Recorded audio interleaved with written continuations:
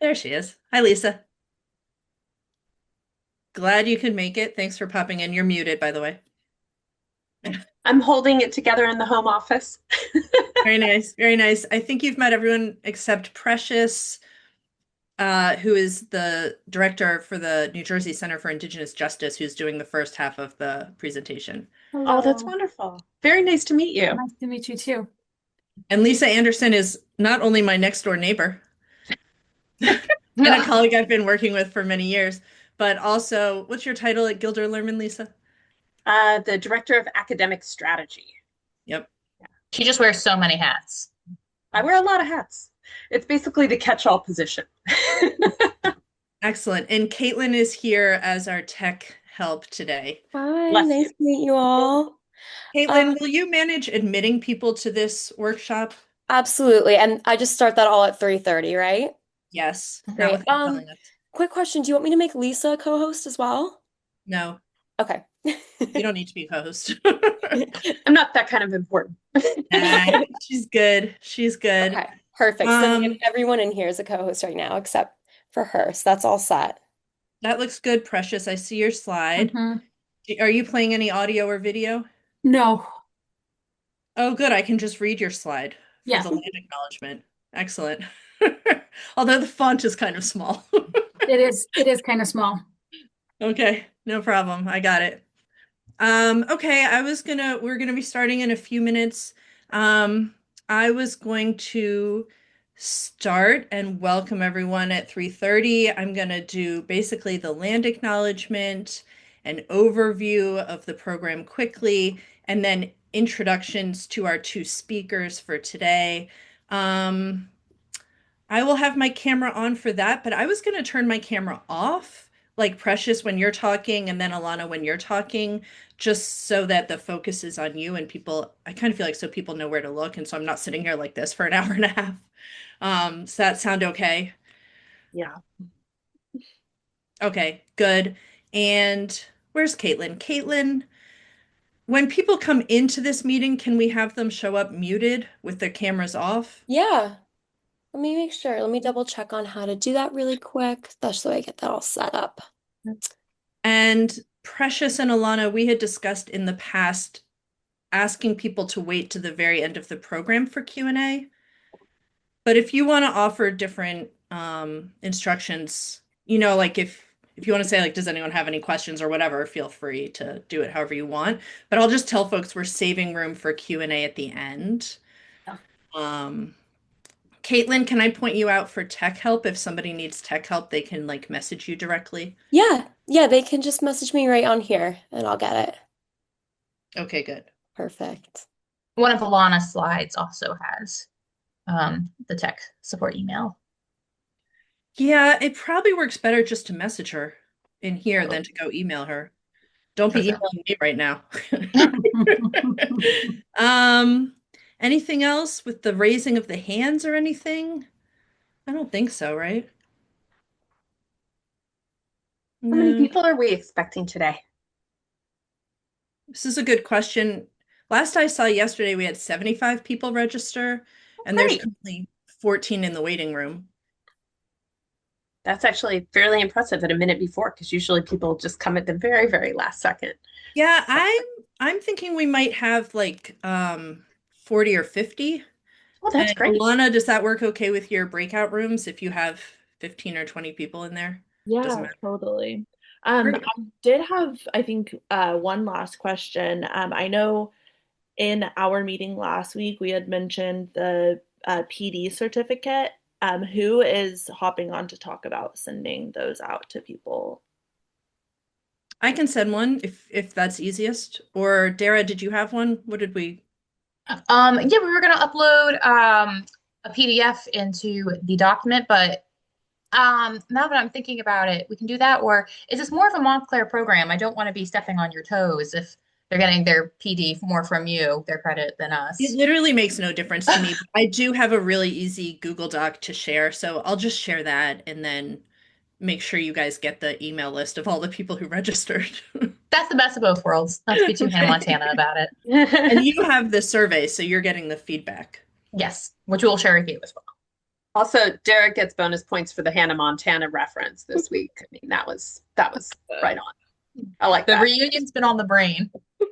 Nice. So yeah, I'm able to, they're muted upon entry, but there's not an option that exists to force them to have their cameras off upon entry, but they'll be muted when they come in. Oh, good. That's how I like them. If any of them turn their mics on, Caitlin, and they don't seem to be somebody we've called on, go ahead and mute them. Okay, sounds good. Sounds good. I'm on it.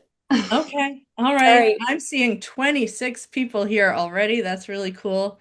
Um, Let me know when you want me to start letting them in. Trying to think if there's anything. Precious, are you sharing that slideshow? Yeah, do you want me to start sharing it now? Yes. Go Okay. ahead and share it, and then go ahead and let them all in. Okay, I'm gonna let them all in now. Do it. All right.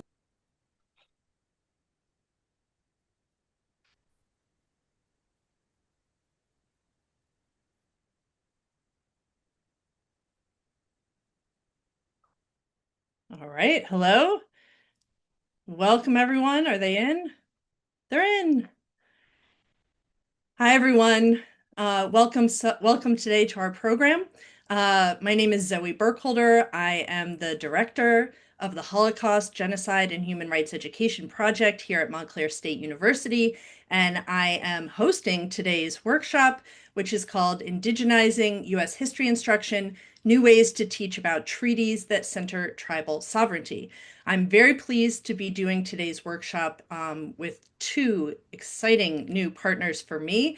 The first is the New Jersey Center for Indigenous Justice, and Precious Benally is here from that. She's the center director. She has been absolutely instrumental in putting this program together, and it aligns very closely with the work of her center, which she'll be telling you about in a little bit. And we're also working today with the Gilder Lehrman Institute of American History. And we have a number of people here from that institute today, including, hold on here while I look at my schedule, make sure I get the names correct. We have Alana Whitebird Medina, who is here with us from the Gilder Lehrman Institute, as well as a couple of other folks. And we are very excited to have her participation and guidance in today's program. Okay, so welcome. You all are just logging in now. We have folks kind of popping into the room, which is great. We are so thrilled to have you all here with us today. This is going to be a great workshop. We're running today's program with a meeting format, which means that you can turn your microphone and your video camera on if you like during the program, but for now you're welcome to leave both of those off. And if you'd like to introduce yourself in the chat, we have so many folks here, that's probably the best way to do it. Go ahead and drop us a quick note introducing yourself and letting us know where you're from and why you're here. I think I will start with something that is very important for all of us, which is going to be our land acknowledgement. Thank you, Precious. So Montclair State University has been working with Native American communities in the state and scholars in the region in order to create a land acknowledgement statement. And this is one that we have come up with that represents the values of our institution as well as Native peoples in the state of New Jersey. Montclair State University occupies land in Lenapehoking, the ancestral and expropriated territory of the Lenape. Through active collaboration with local tribal communities, we commit to celebrate and support Indigenous resilience and honor traditional teachings on respect for the land and all people. We confront the ongoing legacies of Indigenous dispossession and erasure by supporting the sovereignty of New Jersey's state-recognized tribes, the Ramapo Lenape, the Nanticoke Lenni Lenape, and the Powhatan Lenape nations. We also recognize the sovereign nations of the Lenape diaspora across North America and all Indigenous people residing in New Jersey today. All right. Thank you very much for sharing that with me. So what we are going to start with this morning or this afternoon, is introductions of our two presenters, and then I'm going to hand the microphone here over to my colleague, Precious. Let me see if I can get this where I want it to be. Okay. So I'm going to start by introducing Precious Benally. She is the director of the New Jersey Center for Indigenous Justice, which is a new center here at Montclair State University. She was raised in the Four Corners area of New Mexico and is a citizen of the Navajo Nation. Precious has a BA from Dartmouth College in Native American Studies and Philosophy and a JD from Columbia Law School. Before joining the center, Precious worked as a tribal law and policy consultant, and in this role, she supported Indigenous nation-building efforts within Native nations, tribal communities, and federal and state agencies. Her work has focused on tribal economic development, justice system enhancement, tribal dispute resolution, and intergovernmental collaboration, always grounded in respect for tribal sovereignty and Indigenous knowledge production. In addition to her leadership and advocacy work, Precious is also an educator. She teaches Native American law at both Columbia and Brooklyn Law Schools, and she teaches NAIS, that's Native American and Indigenous Studies 101, here at Montclair State University, helping students think critically about Indigenous histories, legal frameworks, and contemporary struggles for justice and self-determination. We also have with us today Alana Whitebird Medina. Alana is the Gilder Lerman Master Teacher from the state of Oklahoma. She is Cheyenne and Arapaho and a former teacher from Moore, Oklahoma. She's currently working on a PhD in history at Duke University. She was selected as the 2021 Oklahoma History Teacher of the Year and is the 2019 Oklahoma James Madison Fellow. In December of 2021, she completed her Master of Arts at the University of Central Oklahoma. At Duke, she is researching Native American boarding schools, the politics of assimilation, and the history of education in the United States. So the way our program is going to work today is we're going to start with an introduction and an overview by Precious Benally, who's going to talk a little bit from her perspective as an Indigenous scholar, leader, and activist about the importance of treaties and of tribal sovereignty and of teaching Native American history. We're then going to pass the mic over to Alana, and Alana is going to walk us through some of the lessons that she has helped to design with the Gilder Lerman Institute on how to teach Native American history in ways that really center Native knowledge education, systems of knowledge production, and Native agency. So that is how the workshop is going to work today.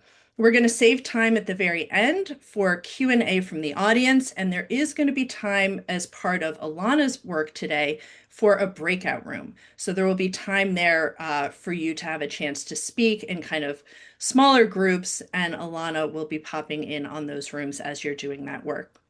Let me share one more thing with you before we get started, which is a link to our program for today.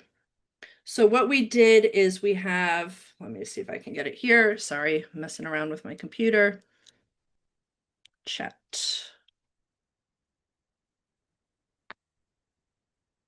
Okay, so in the chat right now, you will find a link to a Google Doc, and that Google Doc has a copy not only of the layout of the program for today, but also of links to some of the key resources that our presenters will be sharing with you. So at this time, I'd like to go ahead and pass the microphone over to my friend and colleague, Precious Benally. Precious. Hello, everybody. Yatesh a Precious Benally Inishya, Bitani Nishle, Tachini Bashichin, Bilagana Dashachatsin, Sikani Dashanelle. Hello, I just gave you my formal introduction in my native language, Denebazad, and I am excited to be here. You heard my bio. I am an educator. I'm also law trained, and I am constantly thinking about tribal sovereignty, how to support it, ways to tell people about it, and ways to address messaging and folks' overall uh, perceptions of Native people, our nations, our communities, and our members. So I'm glad that you are all here today as we are going to be doing some great work in furthering and uplifting Indigenous voices, um, addressing Indigenous erasure and decolonizing education, which are the three pillars of the center, the New Jersey Center for Indigenous Justice. I am the director of that here at Montclair State University, and I work in very close partnership with the Native American and Indigenous Studies program and our local tribal communities here in New Jersey. So our mission of the center is walking in partnership with tribal communities to re-indigenize New Jersey by immersing students in holistic educational experiences and transforming how the university lives up to its responsibility to society. I feel like this program really demonstrates how one of the many facets that we accomplish this mission is to spread the word about Indigenous communities and re-indigenizing New Jersey. So, like I said, the work of the center goes hand in hand with the work of the Native American and Indigenous Studies program. There, within that minor program, they seek to infuse students' experience with the opportunities to understand and participate directly in experiential learning.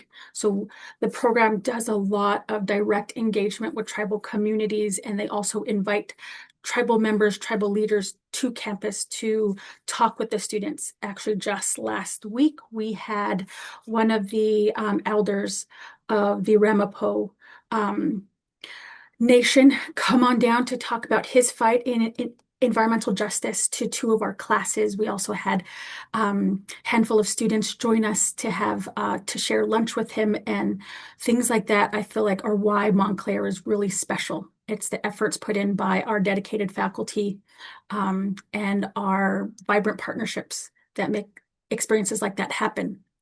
And so the program, along with the center facilitates the inclusion of local Indigenous knowledge practices. And the programming that we curate together provides our students with the opportunities to learn from Indigenous knowledge keepers. One of those things that one of the sort of premier things that we do with our program is happening this summer. For 4 weeks, we have the Native American Indigenous Studies Field School, where we take 14 Montclair students to tribal communities to learn directly from tribal elders, tribal community members, and to address priorities that the tribes themselves and the communities themselves have identified. And I actually see one of our former students here in the participating here today. So that's really exciting. Uh, and we're always looking forward to any way that we can work with our tribal community members. And I just get so much more energy, and my passion is fueled when I see the work really hitting with our students, being able to learn and soak up that knowledge outside of the classroom, I think is really what this program is all about. So in focusing our talk today, I was going to talk about why treaties matter, but I feel like Alana is the best person to do that today. And I think she's going to help you figure out how to get your students to realize why treaties matter and how to center treaties in learning about tribal sovereignty. So I refocus my message today to answer this question: why teach about treaties and tribal sovereignty? I feel like this question is more relevant to the audience we have today. I'm just going to throw some facts out there without any support, just as a shock, and I'll tell you where I got this from. 72% of Americans rarely encounter or receive information about Native Americans. 87% of state history standards do not mention Native American history after 1900. 27 states make no mention of a single Native American in their K through 12 curriculum. These are some mind-blowing stats, right? This was taken from a project, Reclaiming Native Truth project to dispel America's myths and misconceptions. This project produced a report by the First Nations Development Institute. And this project was huge. It spanned a number of years, and it was the largest research and strategy setting initiative ever conducted by and for Native people. And if you work with Native folks in any field, you'll know that there are very few studies, very few tools that are done by and for Native people. I worked in the justice field, and we always talked about evidence-based tools and all of that to address recidivism and all of that. But none of those tools were created for Native communities, which are unique communities. And so this is pretty important that a study like this was done. And it was designed to increase understanding of the dominant narrative about Native peoples in the United States. Reclaiming Native Truth was a national effort to foster cultural, social, and policy change by empowering Native Americans to counter discrimination, invisibility, and the dominant narratives that limit Native opportunity, access to justice, health, and self-determination. And so why studying treaties and tribal sovereignty matter? Because that is just one piece in countering this discrimination, countering invisibility, and countering the dominant narratives that limit Native opportunity across a number of factors.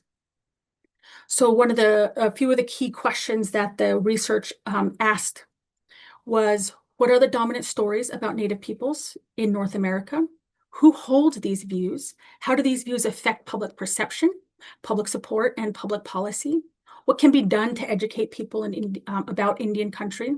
What can be done to counter negative stereotypes, myths, and stories about Native peoples? All important questions, right? And I feel like it. So one of the various ways that the research was conducted was through comprehensive literature reviews, focus groups, so 28 focus groups in 11 states, and there was also online ones that were done nationally. There were discussion groups, both in person and online, in-depth interviews with members of Congress, former political appointees, judges, foundational officials, civil rights, business, and entertainment leaders. There were 13,306 respondents to nationally representative surveys. They analyzed 240,000 Facebook and Twitter posts on cultural appropriation and Native peoples. And then also 4.9 social media posts were analyzed to uncover dominant narratives about Native people. So this was incredibly comprehensive, and they came up with several findings that I think are important to the reason why we are gathered here today. One of the biggest findings is that contemporary Native Americans are, for the most part, invisible in the United States. For me, as a Native person in these times, I knew that this was obvious. The amount of study I've done, the amount of sort of people I've talked to in my day-to-day, nobody thinks about Native people today to the same degree that they think about Native people in history. These dominant narratives are created by non-Native people in various fields. The voices and stories of contemporary Native peoples are missing across education, pop culture, news media, social media, in the judicial system. So when we are invisible and there's gaps in this narrative, those gaps are filled by media tropes of the savage or noble warrior, these derogatory stereotypes that humanize Native people and erode support for Native issues. So the research found that when people are exposed to accurate facts about Native American history and contemporary life, they believe that information. and then they feel cheated that they didn't learn it in school, and they quickly become more open to a new narrative. I found that sentiment that they felt cheated, that they didn't learn this in school, really common among the majority of my NAIS 101 class from this fall. Everybody was just so angry. They're like, this feels so basic, but why didn't I learn it?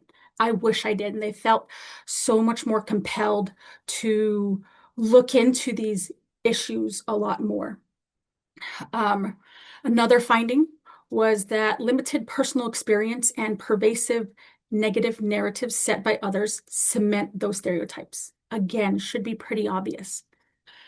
But the narratives adopted about Native people are one of deficit and disparity and can lead to perceptions of unfairness. And that those perceptions of unfairness are what rule people's emotions about contemporary Native people. Some of these myths or narratives are that many Native people receive government benefits that are not offered to other racial or ethnic groups, or that they're getting rich off casinos. One of the things about these narratives is that sometimes they are conflicting. They occupy opposite sides of the spectrum, that natives that live in poverty, suffer from social ills, and they receive a lot of benefits because of that. But then the other side of it is they're rich because of casinos. And those narratives dominate because of the lack of education. So what these narratives do is that they undermine the relationships with other communities of color and can harm self-esteem and aspiration of Native people, especially Native children. So across the research, people call for more accurate education about Native Americans. That by presenting accurate history, it opens up a current conversation about the current reality. So when key experiences in Native history are shared, people find these facts believable, again, and express an interest in doing more to address current conditions. This melting pot idea was one of their findings. Natives value the melting pot and blend tribes into a homogeneous culture.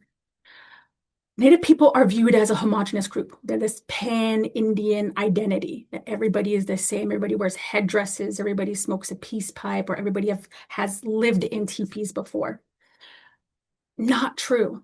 But the reason why that narrative pervades is because there was not enough known about the distinct and unique characteristics of Native cultures.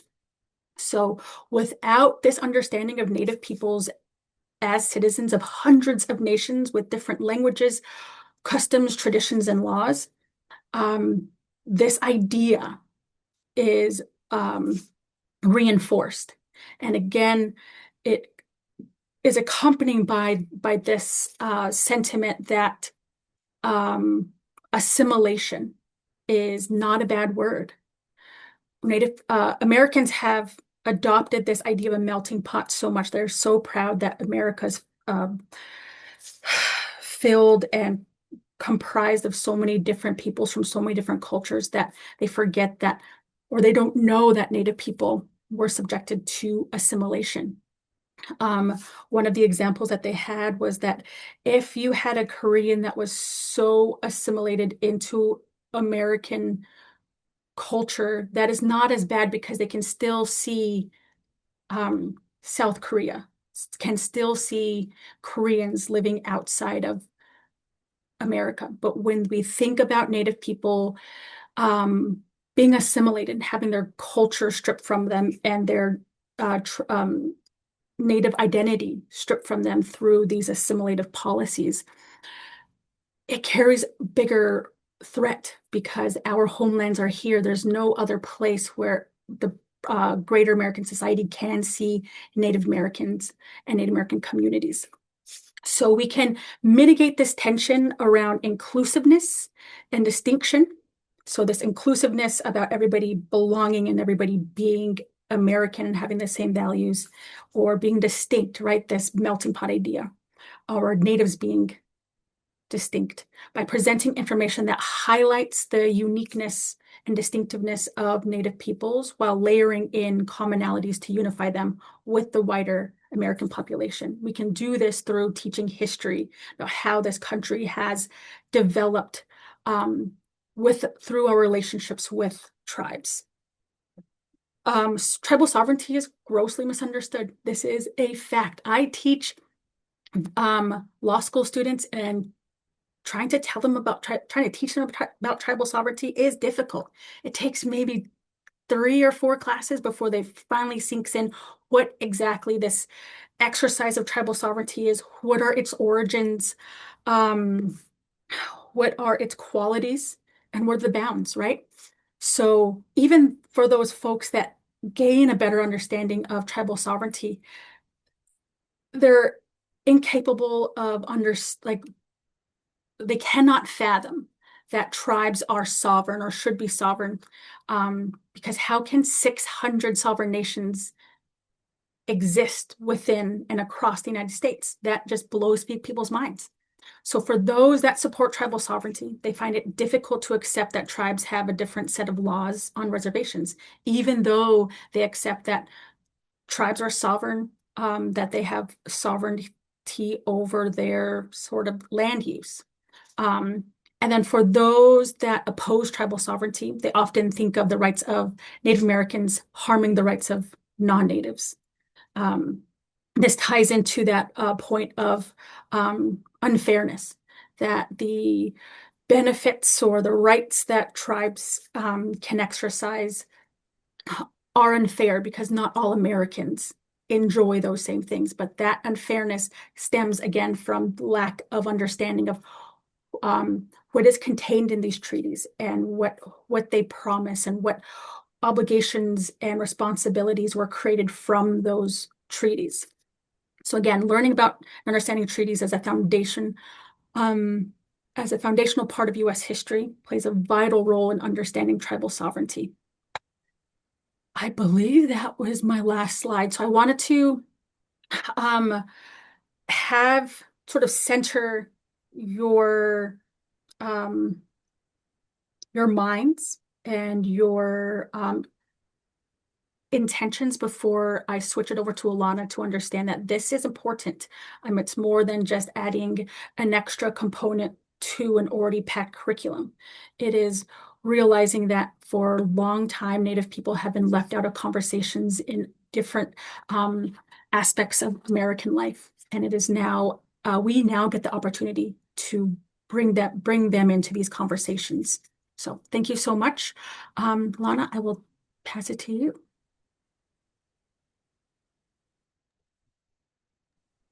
Thank you, Precious. Yeah, let me get my screen shared here. Okay, so I want to thank both Zoe for that awesome introduction earlier, and Precious, thank you for setting us up and really getting us thinking about tribal sovereignty. I want to introduce the Gilder Lehrman Institute quickly, and then I'm going to get into our lesson for today. So the Gilder, I'm a master teacher with Gilder Lehrman, and the Gilder Lehrman Institute is the leading nonprofit organization dedicated to K-12 history education. I saw in the chat, I was excited to see there's some pre-service teachers here, so hopefully you guys can get connected early in your teaching career with Gilder Lehrman. Not only does Gilder Lehrman work with both teachers and the general public, but they have a massive collection of primary source documents, which are amazing to teach with. There are like over 90,000 documents on the website. So, just search some stuff. I'm sure you'll find cool things you can use in your classroom for a variety of topics. But I also love that Gilder Lehrman has programs that connects the community, connects to the community and connects to teachers. A few of these are their Hamilton education program. If any of you enjoy that musical, they connect schools with the Hamilton musical and like allowing them to go see that. But they have something every summer called the Gilder Lehrman Teacher Symposium. which this summer will be held July 12th through the 15th. So if any of those are interesting to you, there's information on the Gilder-Lehrman website, but today I'm excited to talk a little bit about some of their lesson plans. And I'm going to kind of start with this interactive land map. So if you should see the link to this in the chat. If not, it's native-land.ca. I love this map for classroom use, and I also like enjoy just using it when I'm having conversations, whether that's with colleagues or with community members, when I'm talking about the importance of talking about Native people and centering Native people in the programs and activities that we do. So the reason I'm plugging this is um, I think it's just like a useful starting point, and it goes along well with the land acknowledgement that we had at the beginning of this session. So, and I've already kind of set us up to look at Montclair, New Jersey, since we have so many people coming in from Montclair State. But the reason I love this map is because you can kind of superimpose different borders onto this map. You can have territories, which is what I have toggled here now. You can also do languages so that you can see the languages that people are speaking in like on the lands that we occupy. But quite relevant for today's session is this toggle for treaties. So I'm actually just going to have treaties and territories selected.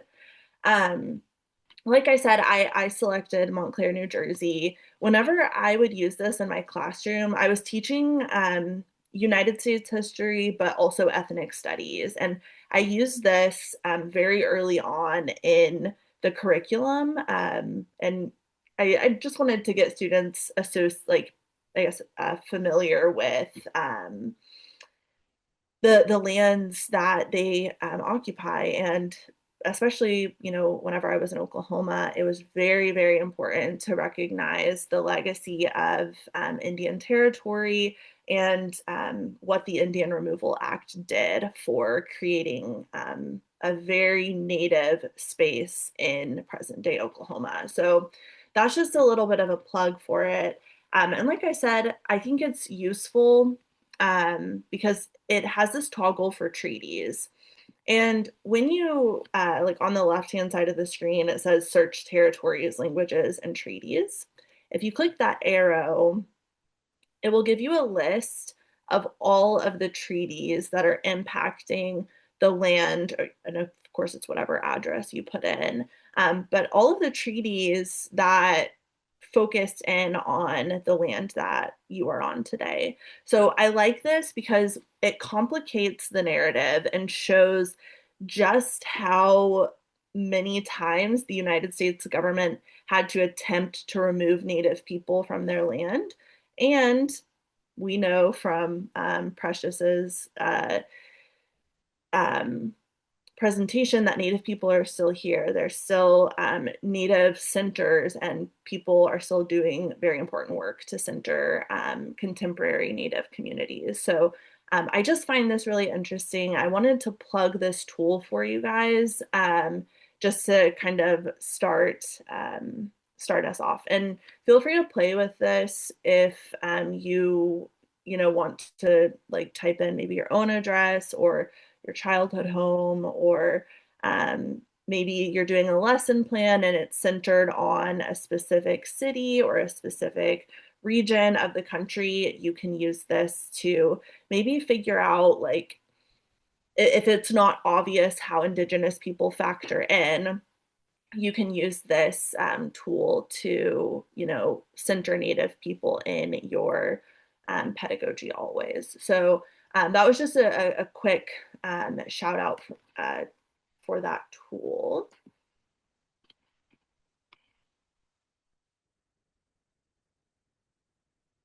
Okay.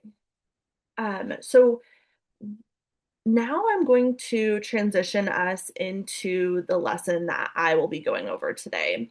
I have a link down here at the bottom. In fact, if someone, one of the other co-hosts will put this in this link in the chat so that people can get to it. It's also in your program, but this is the lesson that I will be looking at today. It will probably be useful for you to have the lesson open in front of you. That way, when you're seeing the page numbers on my screen, you know what I'm referring to.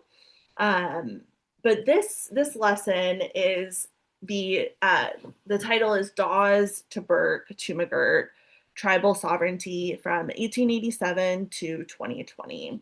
It's part of the Teaching Literacy Through History program that Gilder Lehrman puts together.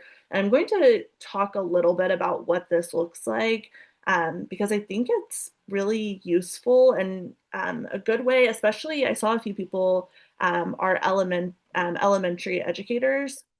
This program is a really good way to sell why you're teaching history in classrooms where it may not be super obvious, because I know sometimes we have to fight for social studies education in elementary classrooms.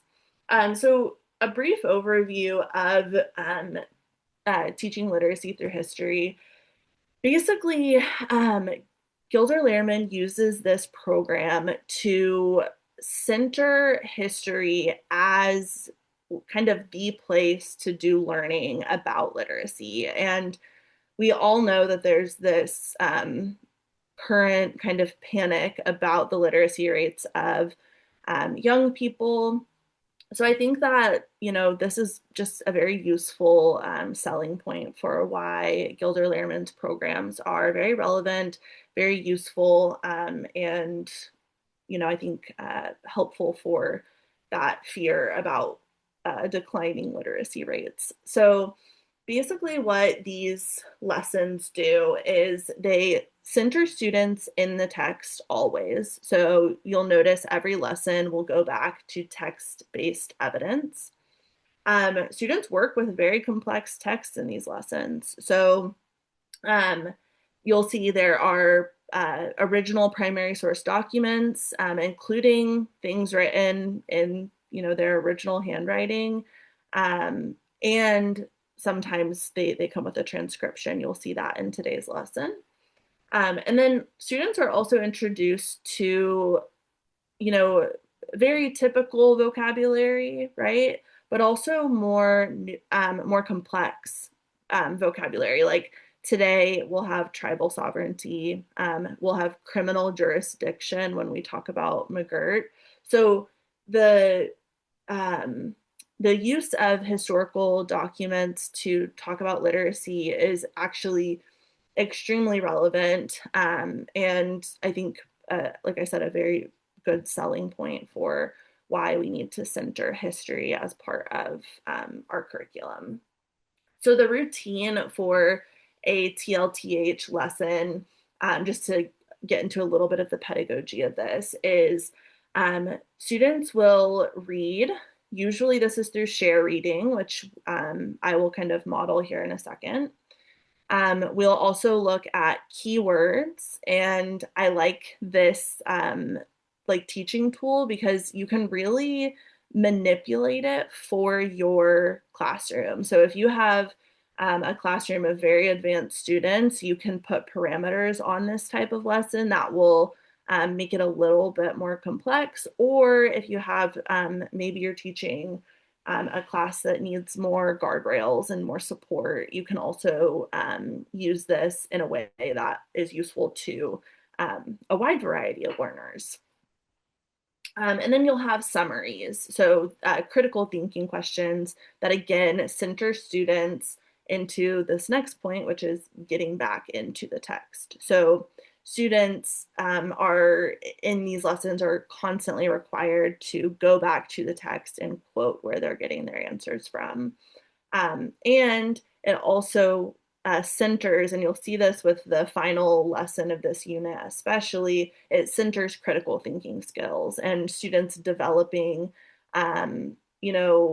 opinions about the past and thinking about how especially the very recent past with this lesson. It goes through 2020, but getting students to think critically about how this history impacts the present. So for today's lesson, we have 3 essential questions.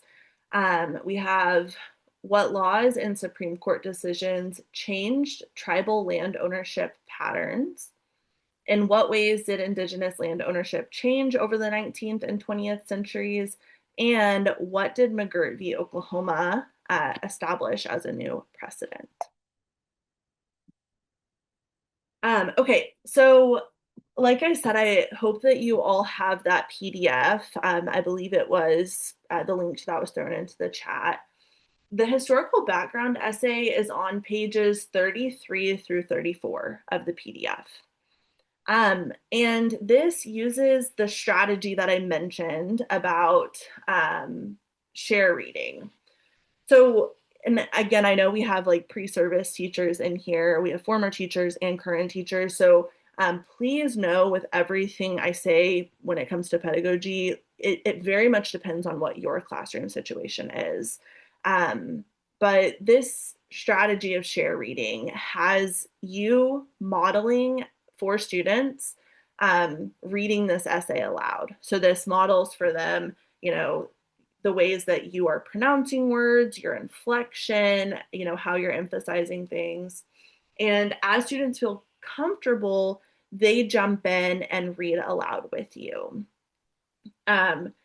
Usually to kind of initiate that, because I think especially the first time you do it, it's a little nerve-wracking. Students don't want to read aloud. I would usually kind of prompt one of my I don't want to say teacher's pet, but like the student that is always on top of their stuff. I would be like, hey, today in class we're going to be reading aloud, so like help me out and get started. So you can kind of give like a preface to a student, or maybe this is something you have to build confidence and trust with the students over time. But like I said, this is really helpful, especially for people who speak English as a second language. But being able to read aloud and maybe have have a little bit more confidence because they're reading with others. So for this, and by the way, I'm kind of starting at lesson 4, but I'm only doing that because I want you to get into the sources, which we'll do here in just a second. But this historical background essay, I'm going to read parts of it. And what I want you guys to do is what the students would be doing, which is the key phrases. So this is right after the, I think it starts on page 35. But basically what students will do is as they read, they have to select the most important or informative phrases from each paragraph and explain why they are the most important or informative. This will then go on to be part of their essay at the very end of the lesson. But I want you guys to help me with this. So I'm going to read the first 3 paragraphs of this historical background essay. So this is on page 33. And in the chat, I want you guys to select what you think from each paragraph is the most important phrase.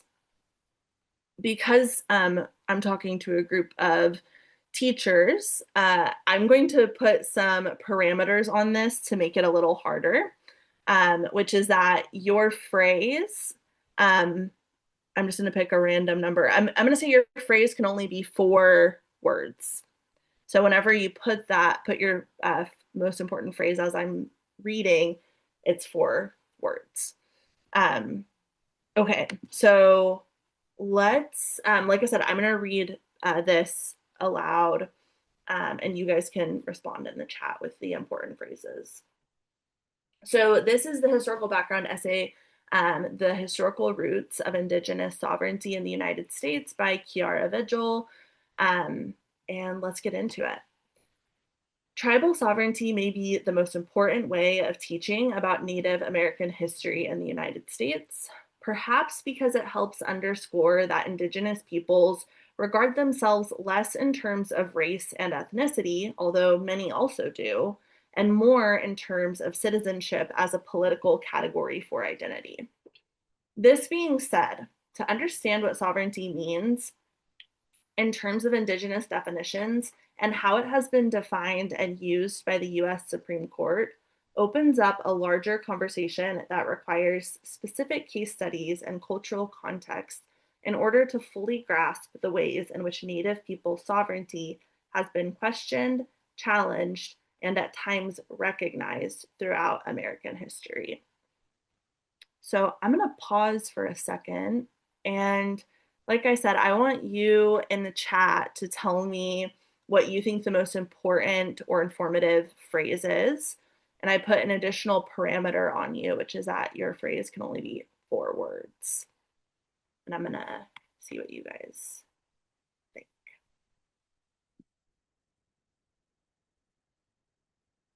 Okay.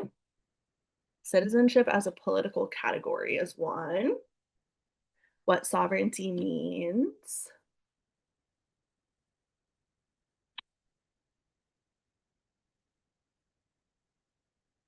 Okay, we have a second vote for citizenship as a political category.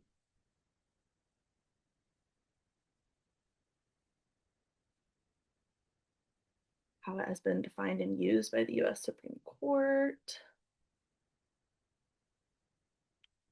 Requires specific case studies. Oh, we have 2 votes for that. Oh, MJ said, can I cheat a little? Questioned, challenged, and recognized. Yes. Native people sovereignty has been questioned, challenged, Indigenous political self-determination. Okay, I love seeing all of these in the chat. Whenever I was going through this, I also chose citizenship as a political category, which is also kind of cheating, but as a doesn't really count to me. But yeah, whenever you do this with your students, you would have them then justify why they chose that. So why do they think it's the most important or informative? Okay, thank you guys. So going into the second paragraph, and again, same thing. Tell me what you think the most important or informative phrase is. Individual tribal nations have their own definitions of sovereignty, many of which are overlapping. Throughout the history of Indigenous struggle and resistance against the British, French, and Spanish empires, as well as the US colonization that followed the Revolutionary War, Native peoples contended with colonizers' repeated failures to adequately understand and recognize Indigenous forms of political organization. The doctrine of discovery that had guided many European interpretations of the world divided it into those people who were believed to be civilized because they were Christian and those who were not. Thus, those who were savage and therefore not able to properly own or govern land were the Indigenous people who did not convert to Christianity.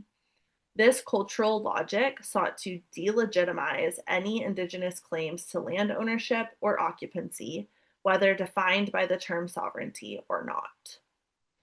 Okay, so I'm going to pause again and let you respond in the chat with your what you think are the most important 4-word phrase here. Okay, someone said the doctrine of discovery, repeated failures to adequately understand, own or govern land. Oh, we have 2 people right in a row, Devin and Andrea, that said delegitimize any Indigenous claims. Doctrine of discovery. Okay, 2 more people for delegitimize Indigenous claims. Struggle, resistance, US colonization. Okay. Yeah, it's cool to see people picking up on some of the same key phrases here. It looks like a lot of people are seeing delegitimize any Indigenous claims. Ownership claims, dismissed. Okay, let's go to, there are 5 paragraphs in this essay. I'm going to stop after the third one just because I wanted to use this as a little bit of like a demonstration for you of what these TLTH teaching strategies can look like. So let's go ahead and read this third one.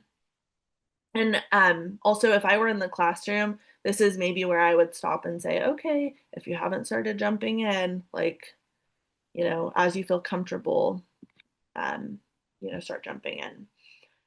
Okay. Moreover, this worldview set the stage for settler colonialism, which, as scholar Patrick Wolfe and others have shown, required the elimination of the native in order to fully take over all that was once theirs. Framed within U.S. jurisprudence, examples from the Cherokee cases of the early 19th century seemed to acknowledge a uniquely American idea of diminished sovereignty, an oxymoron at best, and dangerous legal precedent at worst. In Cherokee Nation v. Georgia and Worcester v. Georgia, the legal and political status of the Cherokee Nation as a sovereign state was rejected by the Supreme Court. The Cherokee argued that they were a distinct political society managing their own affairs, and that the federal government negotiated treaties with them, which was evidence that they were regarded as sovereign, a foreign state like France or Great Britain. This notion was rejected by the court, and instead the Cherokee and other Native American tribes were deemed domestic dependent nations. This shifted the legal landscape for how tribal sovereignty would be interpreted going forward. So I'm going to pause and give you guys a second to give me a important key phrase. Okay, we have the elimination of the native, which was the quote from Patrick Wolfe. Fully take over all that was once theirs. Domestic dependent nations. That might be one of the most infamous lines from the Supreme Court from the perspective of Native people. Okay, diminished sovereignty is an oxymoron. More about domestic dependent nations. Shifted the legal landscape. Sovereign state was rejected.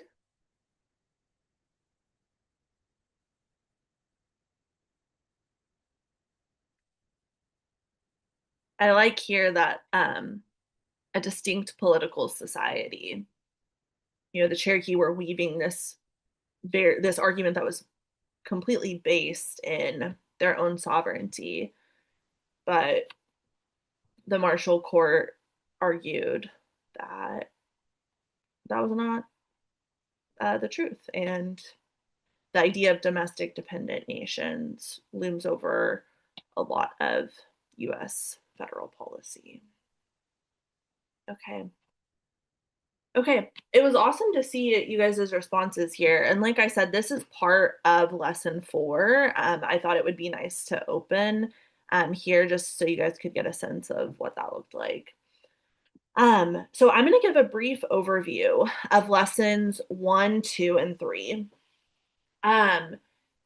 After I give this overview, you all will be working in breakout rooms, and I decided to have you guys work in breakout rooms because I thought with the time I was allotted, I could maybe do like the most cursory explanation of 3 very key moments in Native history regarding tribal sovereignty, or I could let you guys work in groups and get a little bit firmer of a grasp with each of these lessons. So like I said, quick overview. Lesson 1 is about the Dawes Act. And what I love about this lesson is that it centers on the educator who wrote this lesson plan, Rebecca Lubker. She was the 2017 Arkansas History Teacher of the Year. and she's Cherokee. And this lesson actually centers around Cherokee land deeds from her own family. So your students can, connect with uh, like family history, which I think is interesting, and also just see this personal collection of documents. So they'll see those deeds, and then they will see excerpts from the Dawes Act. And then there's also a map of the progress of Cherokee allotment. This map is very detailed, and the version of it on the Library of Congress, which is linked in the lesson plan, is very high resolution. So you can have your students zoom in like very granular and get in there. Um, and then this lesson has two activities with it, which is the important phrases activity, which I just demonstrated with you guys, and then the critical thinking questions. Here's a screenshot from these documents that I was referencing, which it's the Margaret Polson family papers. Whichever group has lesson one, you guys will see more of this. This is just a screenshot of the top of the document. Lesson two is about the Burke Act of 1906. Students will, in this, read a quick excerpt of the Burke Act, and then they will read they will see three newspaper notices from newspapers in Oklahoma, a couple of which are from the Cheyenne and Arapaho nations.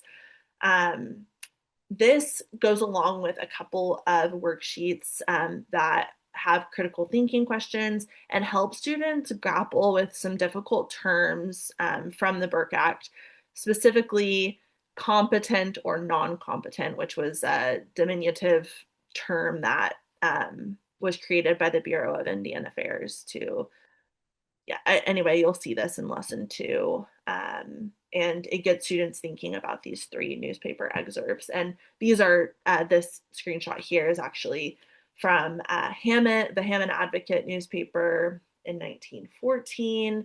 And students will see three newspapers like this. It says Indian land for sale. And this is on the Cheyenne and Arapaho Reservation in Western Oklahoma. And then a quick overview of lesson three. Then lesson three, we have the McGirt v. Oklahoma decision in 2020. This part or this lesson within the unit gives both the majority and dissenting opinions from McGirt. And students will read these opinions. There are some optional opinion pieces in there. It might just be good background for teachers to read. I really, by the way, I think the Atlantic piece by Julian Brave Noisecat, which again is linked in the lesson plan. I think that one is a really good read, both for teacher background, but also I think your students would find it very approachable. But those are optional to include.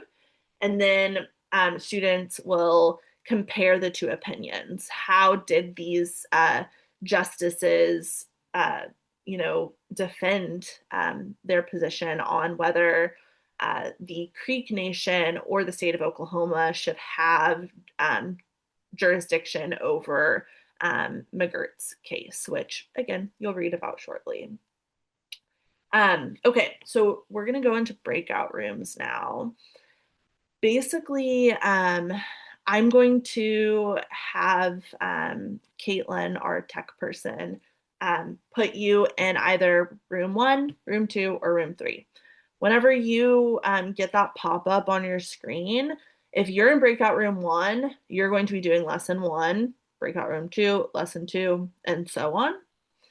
I have on this screen, I've listed the page numbers as they correspond to the PDF. So lesson plan 1 is on pages 6 and 8, the kind of teacher instructions, and the student materials are 16 through 23. And again, that's listed for lesson 2 and 3 as well. I'm going to give you 12 minutes to go into your breakout room.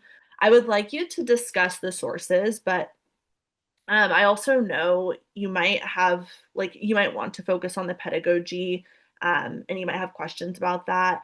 Myself and I think a few other people are going to be hopping into the rooms, and like we're there to answer questions or just like contribute to the conversation. But my hope is that we can maybe like have a little bit of collaboration time. When the 12 minutes is up, you'll get a pop-up and it'll tell you to come back to the main meeting room. Does anyone have any questions? Okay. I'm just gonna put a link to this PDF in the chat one more time in Okay. case anyone has had any trouble finding it until now. Let's make sure you have that. And then I think, Alana, that when we send them into the breakout room, they're gonna lose access to your slideshow. Okay. And I'm not sure about the chat, but just as a reminder, group one is looking at lesson one, which is on page 6. Group two is looking at lesson 2 on page 9, and group three, lesson 3, page 12. Is there anyone who's having trouble locating these lessons on the document? Speak now or forever hold your peace. As Okay, I good. hop into rooms, I can also relink it in case anyone Yep. There will be folks to help you in every room for sure. okay. Um I guess Caitlin's assigning the rooms now. So we'll see you guys in there. Okay, go ahead, Caitlin. Thank you. Thanks, Alana. Okay, welcome back, everyone. Let me get my screen back up here. Um, okay, so I hope you had some time to talk about these sources. I got enmeshed in a conversation with group one. We were talking about the family sources from the author of this lesson, and it was really cool to talk about, some of the struggles you might come across with your students because these are land deeds, so they have, legal language that might be hard. But we kind of talked about some of the ways that you can hopefully overcome that. And I hope that the conversations in group 2 and 3 were just as generative. So I'm going to just very quickly wrap a bow on this. Before we get to our Q&A. So lesson 4, I already previewed a little bit of it with you, which is students reading chunks of the historical background essay on tribal sovereignty. And then students do the important phrases, which you guys did with me in the chat. And then the last thing is that we build up to this cumulative assessment over this unit on Indigenous sovereignty with a essay prompt. And again, this is set up for a 9th through 12th grade classroom. So depending on what your classroom audience is, this might look different, but the final lesson provides this prompt, which says, how has the interpretation of Indigenous sovereignty changed in the United States? Consider what the case studies of land ownership and criminal jurisdiction tell historians about the broader principle of sovereignty. So I hope that you guys got kind of a feel for what this lesson looks like and how you can use this to introduce Native history into your classroom. I know we didn't have a ton of time to look at all of the documents, but you do have that lesson. I hope it's useful. So now I'm going to stop sharing my screen and I'm going to open it up for questions from you guys. And you can ask me or Precious or both of us. And feel free to put them in the chat. Do we want to start with the one that Sabine had given us in the chat before break? Yeah, let's go ahead and do that. I'll go ahead and read it. And Sabine, if you want to turn on your camera or your microphone and elaborate, you're welcome to. But we thought it was a great question, so we wanted to bring it to the group. And her question was, I've seen these court cases referred to as the Marshall Trilogy. Would you recommend using this phrase? Experts? In everyday life, no, I would not. Mhm. It is one of the things that as legal educators that teach the Marshall Trilogy, the first thing I point out to my students is the language, is not only just the words chosen, but the way the legal reasoning and the language is used to further that. So first of all, it being foundational, meaning all of Indian law is federal Indian law, which is made up of treaties, statutes, the Constitution, and case law, is built on the Marshall Trilogy Foundation. The Marshall Trilogy Foundation, at the very bottom of that is the doctrine of discovery that Marshall formalizes into law, right? So using the doctrine of discovery and basically using language that dehumanizes Native people, calls them savages, that we're in need of civilization, that we are pupils in this school of civilization, in need of guardianship, right? That language is continuing to be used in contemporary jurisprudence by sitting judges on the state federal courts. And then on top of that, that legal reasoning that John Marshall uses is filled with a lot of hand wringing, a lot of probablys, a lot of maybes. And you can see there's some tension there for him in trying to figure out how to toe this line or to walk this tightrope between building legitimacy for the federal government and not doing it so much that you piss the states off and they cede, right? So it's a lot there to talk about. And I really just point out this is the language and it gives what is the word? Permission for the law to continue to dehumanize Native people. And yeah, I still think it's really interesting to talk about. To me, it highlights just how how federal Indian law is this hodgepodge of common law and statutes that were created using the values of the day. So yeah, I can talk about this forever. So No, thank you. I struggle because I have very little time because these are typically art classes, overview or culture classes, but I want the students to have an understanding. So I try to have like a phrase what they can look up. And of course, I explain some of the meaning behind it, but I wanted to make sure that sort of giving it a stamp of approval by calling it after a justice, and therefore it's a trilogy of laws, that it could be problematic in itself.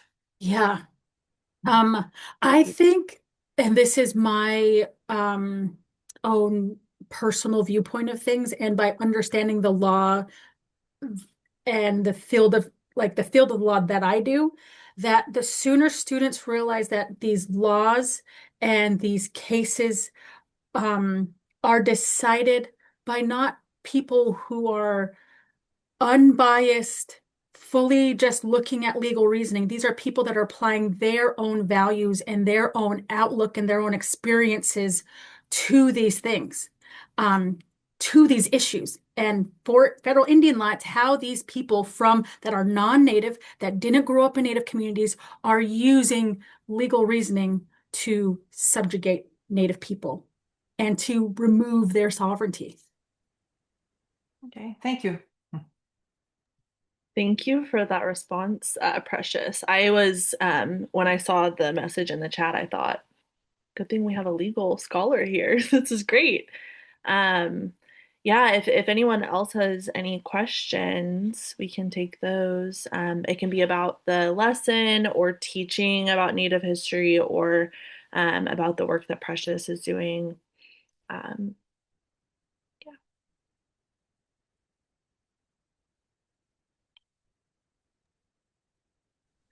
while we're waiting for folks So to I just had a oh, go ahead. I hear someone. I can't see you, but I hear you. yeah, sorry. So I just had a quick question. So I teach fifth grade ELA, and in our fifth grade curriculum, we have an entire unit about the Nez Perce and their conflict with the Americans at the time when they were coming over to the West. And it's always controversial the way that the curriculum chooses to um, depict the Native Americans and the Nez Perce and the Nimi tribes. How would you recommend? Because it's a curriculum, so it is something that we don't have a choice to teach. But how could we, as educators, modify the curriculum to represent Native Americans in the light that? Yeah, thank you for that question, Devin. I I echo your concern here because I remember whenever I was teaching the standard also emphasized Chief Joseph specifically of the Nez Perce and his speech with his famous quote, "I will fight no more forever," which I think the maybe struggle here that I'm hearing is this moment kind of sets up this idea of indigenous disappearance or this idea that native people surrendered and therefore you know like kind of what Precious was talking about with like native people not appearing in standards in a lot of states post 1900. So I think this is where like sure it's okay to teach about this speech and like teach about this struggle. I think it's actually a pretty important thing for students to understand about the links the military is willing to go to. But maybe the balance here is also including contemporary examples of Native resilience, the continued survival of Native people, and the idea that Native people didn't just surrender and then stop existing after 1877. So thank you for that question. And yeah. I'm going to jump in and read for you two three questions that are in the chat. So, one of the questions are, do the tribes visit middle schools across the state? Referring to New Jersey.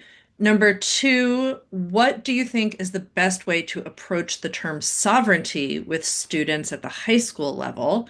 And number three, how is a good way to approach these topics with elementary students? I teach fourth grade.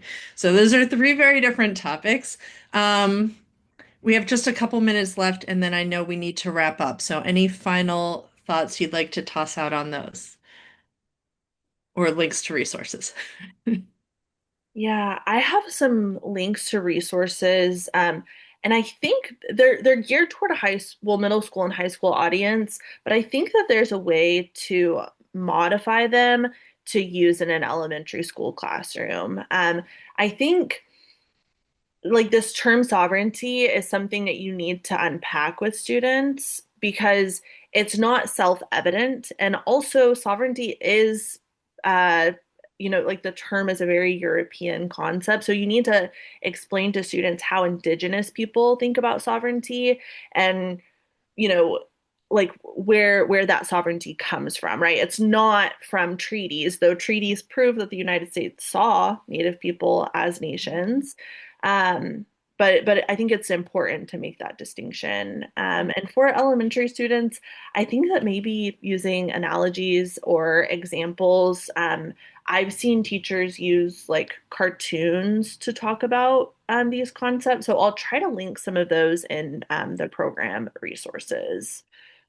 One of the ways I've been doing a guest lecture at the University of Wisconsin Madison Medical School.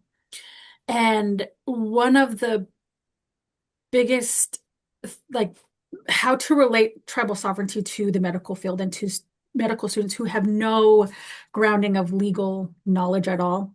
I would use like a picture of a cell. You know how when we were back in school, we'd have to label all the parts of a cell. And so I did that exercise with them. I'm like, these are parts of the cell. Where would you put, say, um, in order to have a healthy nation, in order to have a healthy cell, here's all the things that you need. Um, and it would be like the protection of culture, internal affairs, foreign affairs, determining trade, um, making sure your youth get educated and are healthy, and all of those things. In order for a nation to be healthy, in order for a cell to be healthy, they need all of these things. And I couple that with pictures of the vast trade routes before contact. And it really showed that these tribes before contact, so really taking them out of modern day and putting them back in history, but back in history in a way you get to see them for their fullness, their full nationhood, and everything that they had to do. And it could be also juxtaposing that to like what we think the United States government does now, and showing that these nations, the federal government and all these Native nations did the exact same thing. And just really highlights and puts Native nations squarely where they should be, up with the ranks of all nations.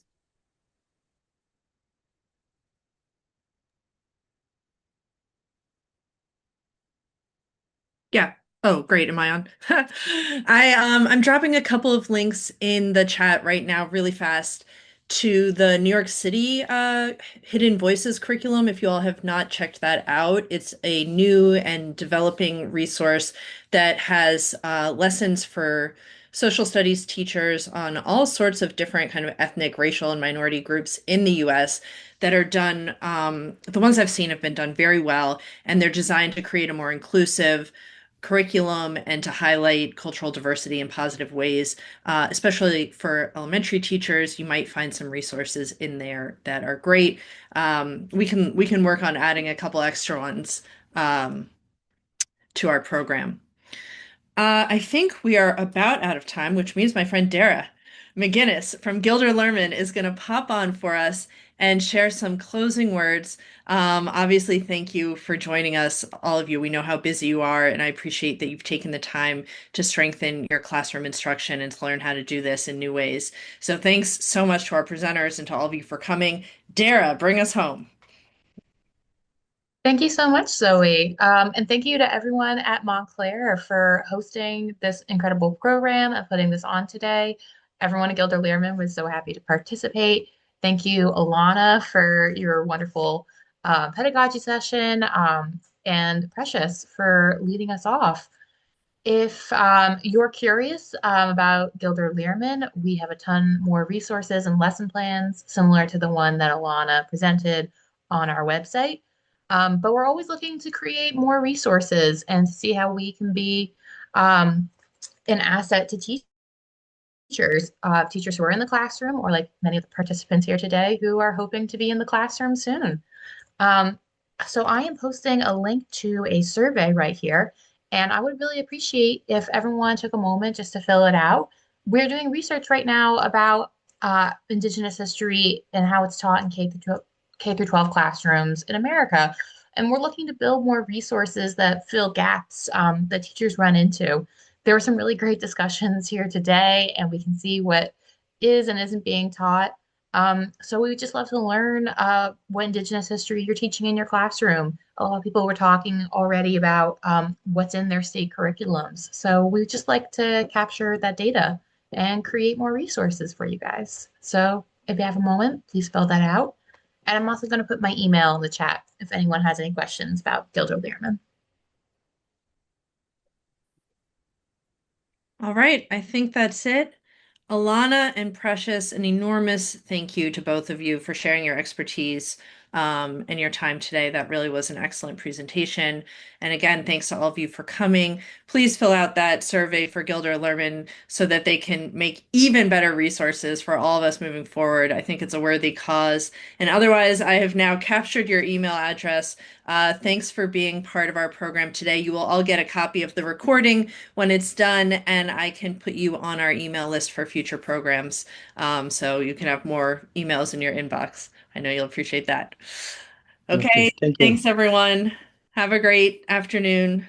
Have a great day. Okay, bye.